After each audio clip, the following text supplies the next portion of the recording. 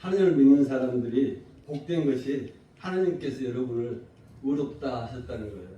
죄가 없다고 하시고 하나님과 같은 그런 의로움을 얻게 하시는 것이 우리에게 너무 기쁘고 감사하고 또 은혜로운 것이라 생각합니다.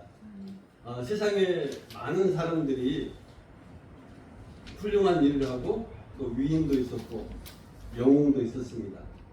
그리고 우리 성경에 나왔던 많은 인물도 보면 아주 훌륭한 일을 하고 믿음의 본이 보는 되는 그런 일을 하셨습니다.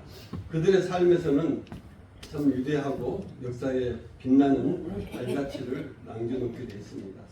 또 그들의 삶이 후대의 사람들에게 커다란 영향을 미치기도 했죠. 예수님도 마찬가지로 다른 위인들이나 영웅들처럼 아주 위대한 삶을 사셨어요. 세상 사람들이 미처 생각하지 못한 그런 어마어마한 일들을 하시게 됐어요. 그리고 예수님의 살아온 그런 역사 또 발자취는 지금도 많은 믿음의 사람들에게 앞으로 또 그리스도를 아는 믿음의 사람들에게도 아마 큰 영향을 미치리라 생각합니다. 그러나 예수님은 살아 계실 때에 행하셨던 일보다는 죽은 후로 더 큰 역사를 나타내셨습니다. 삶보다는 죽음이 더 가치가 있고 더 영향력이 있고 더 큰 그런 엄청난 일들을 이뤄낼 수 있었던 것을 우리가 잘 알죠.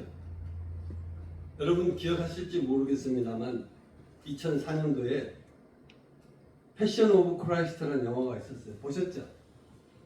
아마 그거를 그 당시에 봤을 때 얼마나 우리가 감동하고 감격하고 참 예수님이 우리를 위해서 참 어마어마한 그런 일을 하셨구나 하는 것을 우리는 성경으로만 봤을 때는 느낌이 없었는데 영화를 보니까 좀 더 우리 마음속에 또 우리 생각 속에 예수님의 그런 기적들을 또 역사들을 볼 수 있었다고 생각합니다. 이 영화가 우리뿐만 아니고 전 세계에 큰 그런 영향을 미쳤던 영화죠.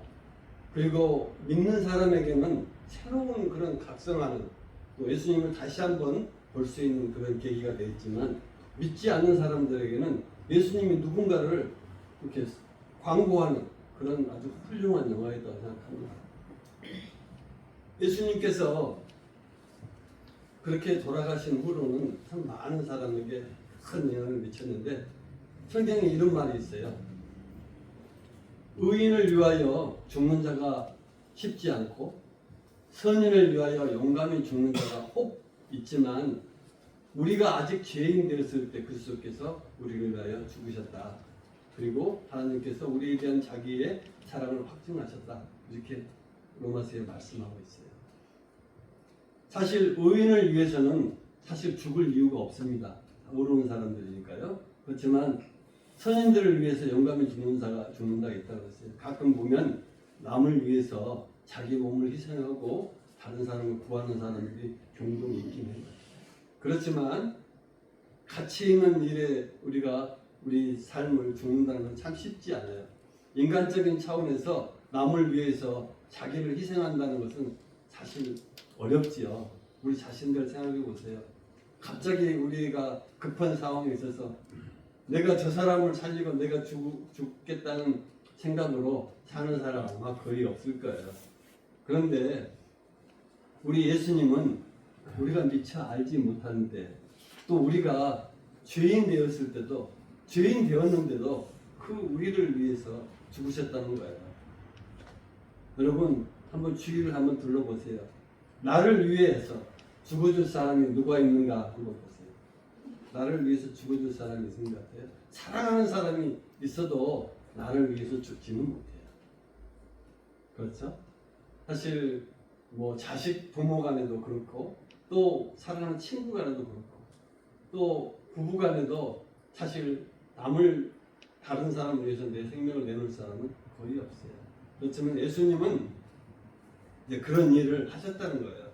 그런데 예수님께서 이렇게 큰 영향력을 미치고 자신의 삶을 들여서 이렇게 사람을 변화시킬 수 있었던 것은 예수님의 죽음은 우리의 죽음하고 조금 차이가 있었어요. 우리는 나이가 들어서 죽기도 하고 사고로 죽기도 하고 또 때가 돼서 죽기도 하지만 예수님의 죽음은 성경에 미리 다 약속이 되었던 죽음이었어요. 그리고 그 죽음을 통해서 어떤 일을 하시겠다고 하나님께 또한 말씀을 해주셨던 죽음이었어요. 좀 특별한 죽음이죠. 그런데 이 죽음의 시간을 우리들이 기억하는 시간이 고난주간이에요. 우리가 예수님이 왜 죽으셨습니까? 물어보면 바보 같은 질문이라고 생각할지 몰라요. 그래서 예수님이 왜 죽었습니까? 예수님이 왜 우리를 위해서 죽었습니까? 다 안다고 생각하지만 사실 우리가 마음으로 또 우리 가슴으로 우리 손으로 우리 발로 참 예수님이 나를 위해서 죽으셨다는 것을 참 깨닫고 느끼기가 참 어렵습니다.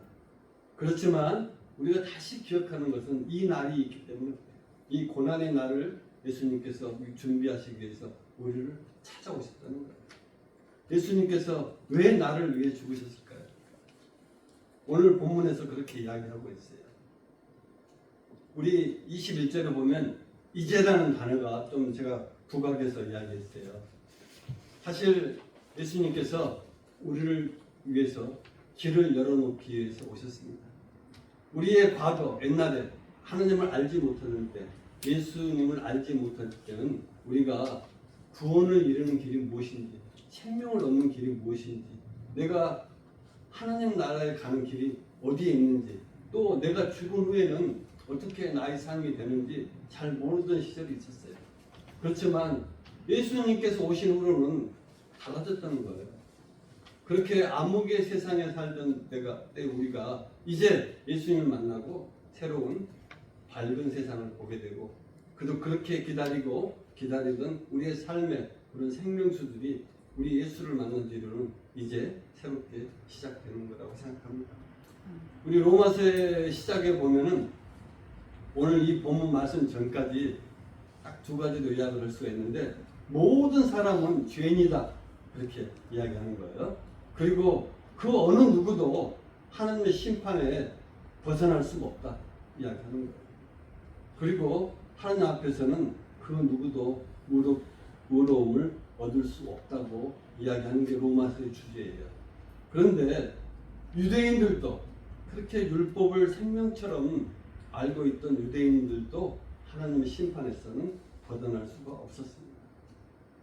결국 인간의 모든 죄를 해결할 수는 있는 길이 없었던 거예요. 하나님의 심판을 모면할 수 있는 길이 우리에게는 없었어요. 한마디로 우리에게는 길이 없었어요. 우리가 죄인일 때는 어떤 길도 알지 못했어요. 그러나 오늘 본문의 말씀에 이제 우리에게 길이 열렸다는 거예요. 예수님께서 그 길을 열기 위해서 종려의 날 이 예루살렘 성으로 오시는 거예요.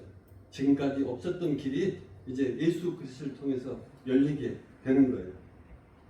죄로 가로막혀서 우리가 하나님께로 나아갈 수가 없었어요. 그러나 죄의 문제가 해결되고 나아갈 수 있는 길이 열렸습니다. 하나님의 심판을 우리는 결코 피할 수가 없고 두려워서 나아갈 수가 없었습니다. 그러나 이제 하나님의 심판을 피할 수 있는 길이 열렸던 거예요. 우리 모든 사람에게 새로운 시대가 시작되고 열리게 되었습니다. 예수님께서 십자가에 달려 죽으심으로 그 길을 열어놓으셨어요. 죄의 문제가 해결되고 하나님의 심판을 피하는 길이 열렸고 또 하나님 앞으로 나아갈 수 있는 길을 열어주셨습니다. 그래서 요한복음에는 그렇게 이야기하고 있습니다. 내가 길이요 진리요 생명이니 나로 말미암지 않고는 아버지께 올 사람이 하나도 없다. 예수님께서 길이 되어주시기 위해서 우리가 오셨어요. 그 영화를 보고 믿지 않은 사람이 예수를 믿게 되고 예수를 믿던 사람들은 새롭게 다시 한번 변화되고 예수님을 더 깊은 믿음을 갖게 하는 그런 영화가 됐어요. 이 고난주간도 마찬가지예요. 종려주 날을 맞이해서 고난 주간도 예수님이 왜 고난을 당하시는가? 나는 그 고난 당하신 예수가 나를 위해서 왔다는 것을 우리가 다시 한번 확인하는 그런 시간이 되기를 원합니다. 우리를 위해서 오신 예수님이 우리가 심판의 자리를 면하게 하시고 또 우리가 구원의 길을 발견할 수 있도록 우리에게 새롭게 찾아오십니다. 예수님께서 십자가에 달리심으로 저와 여러분에게 구원의 길을 열어주셨습니다. 더 특별히 참 부족하고 믿음도 없고 또 오늘도 연약하고 또 넘어지고 실패하고 또 방황하는 우리들에게 예수님께서 길을 열어주셨습니다. 하나님 나라에 가는 길을 보여주셨고 또 우리가 심판을 면하고 구원에 이룰 수 있는 길을 열어주셨습니다. 그런데 그 열어주셨는데 그 길을 우리가 이런 상황에서 갈 수가 없는 거예요. 그래서 하나님께서 우리들에게 의인이만 갈 수 있는 그런 방법을 제시하시는 거예요. 여러분, 우리 스스로가 의인이라고 생각하십니까? 죄인이라고 생각하십니까?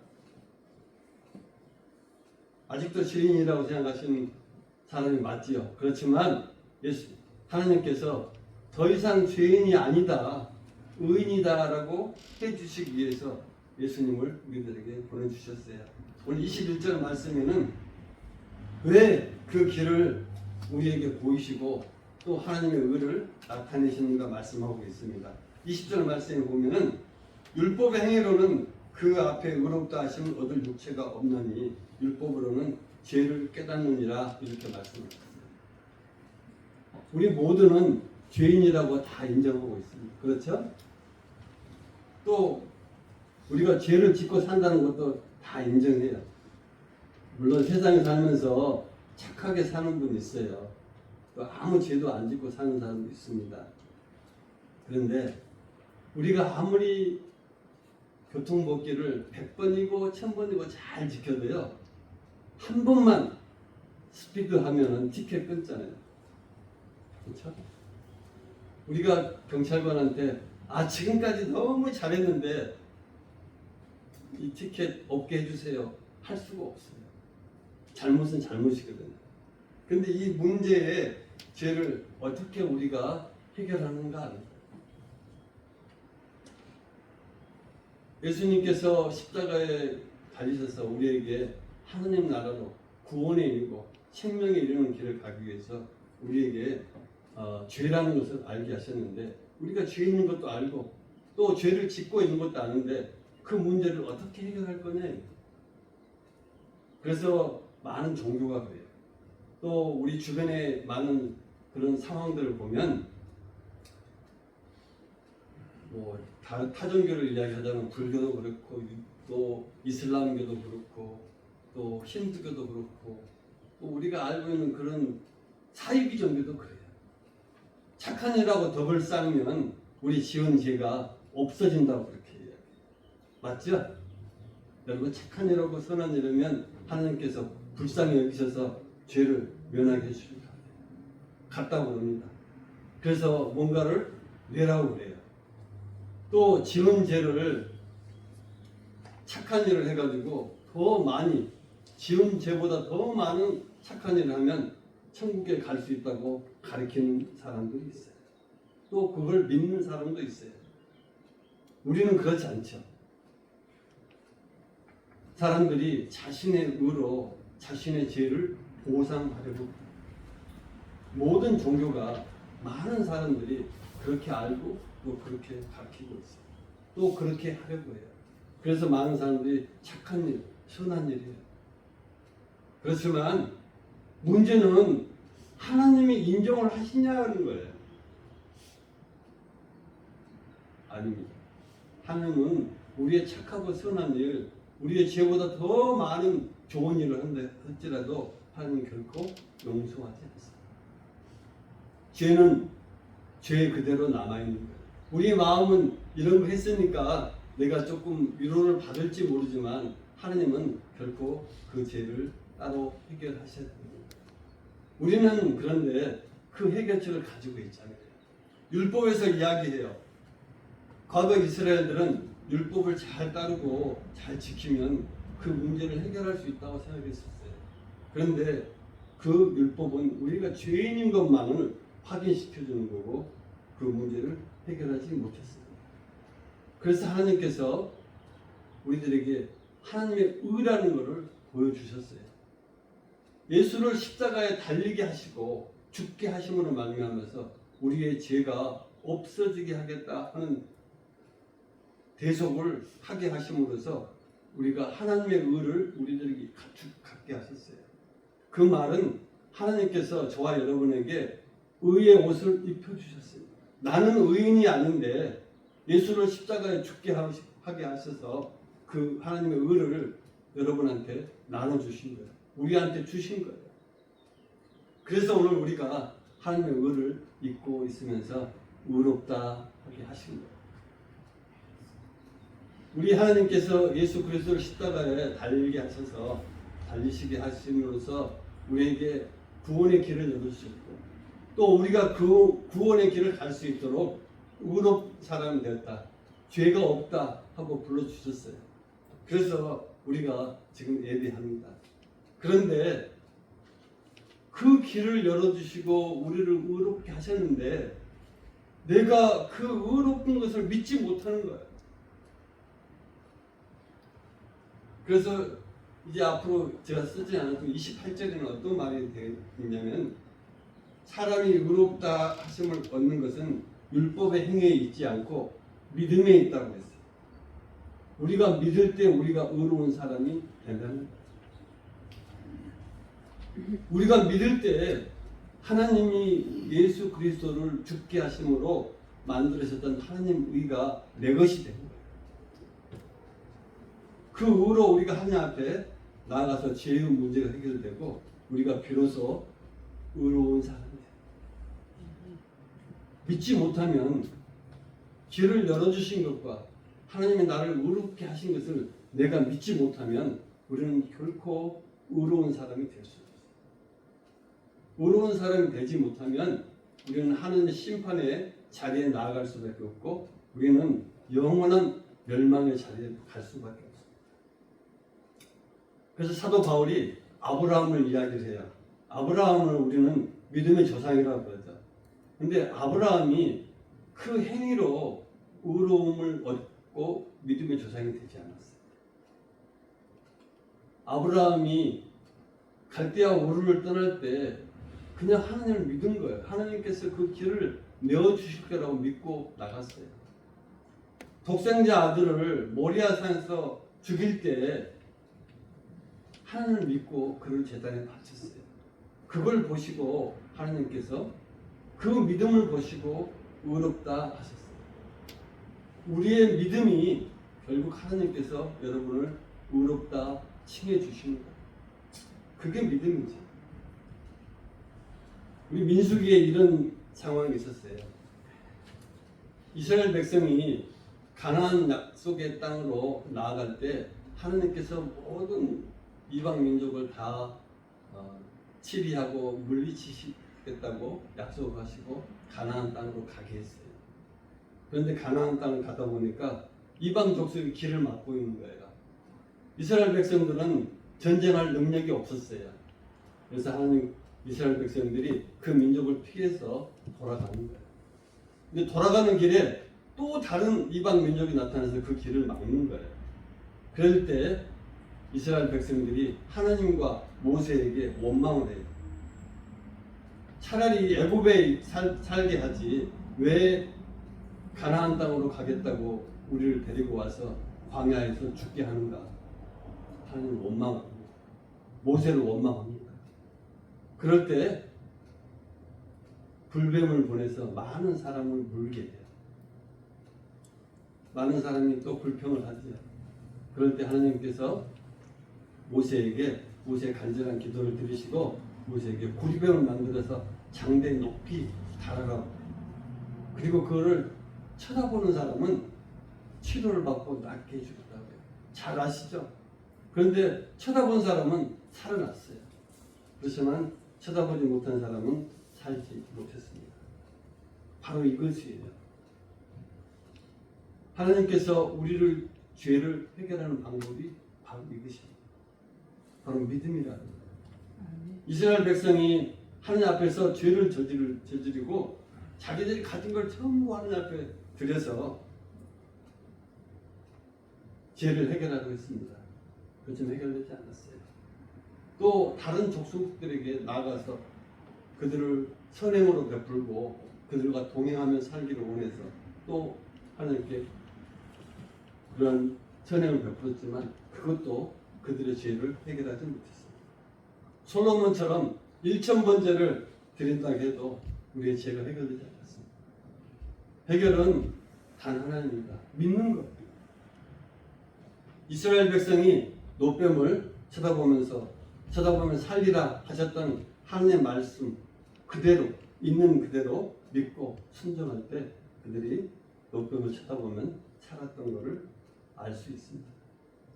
바로 예수님께서 이것을 위해서 죽으셨습니다. 하나님께서 예수님을 십자가에 달게 하시고 예수 그리스도의 피가 너희의 죄를 사하고 또 정결케 할 것이다 하고 말씀하셨습니다. 그 말씀을 믿고 예수를 영접하며 그 모든 죄를 사함을 받게 되고 또 구원을 얻게 되는 거예요. 그 말씀을 믿는 사람은 사함을 받게 되고 구원을 얻게 된다 이 말이죠. 이것이 바로 복음이죠.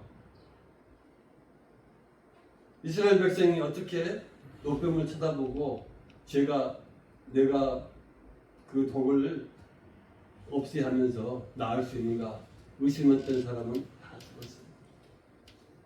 지금도 예수 그리스도가 십자가에 못 박혀 죽으셔서 그 보혈이 나의 죄를 정케하고 나를 구원해 이르겠다는 것을 믿으면 구원을 얻지만 믿지 못하면 심판의 자리에 갈 수 있다는 거예요. 바로 이스라엘 백성이 광야에 높이 들렸던 구리뱀하고 십자가에 달린 예수 그리스도가 같은 모형으로 상징되고 있습니다. 이제 우리가 예수 그리스도를 믿으면 그것을 하나님께서 의로 여기셔서 이제 하나님 의가 바로 우리의 의가 돼서 우리가 구원에 이른다는 거예요.